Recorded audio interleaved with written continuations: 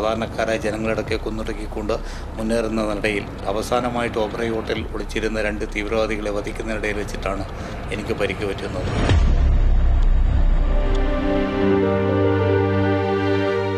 രാജ്യം മുൾമുനയിൽ നിന്ന നിമിഷം മുംബൈ ഒബ്രോയ് ട്രൈഡന്റ് ഹോട്ടലിൽ ഭീകരർ മനുഷ്യജീവനുകളെ കൊന്നൊടുക്കുന്നു.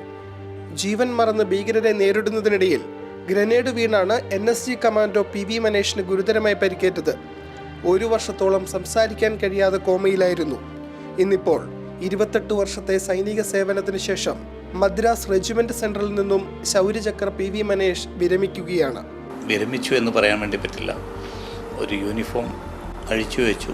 അത് കഴിഞ്ഞിട്ടുള്ള എല്ലാ ജീവിതവും സൈന്യവും അതേപോലെ തന്നെ നമ്മുടെ ദേശസ്നേഹത്തിൻ്റെ പരമായിട്ടുള്ള പല കാഴ്ചപ്പാടുകളുടെയും മുന്നോട്ട് പോകാനാണ്.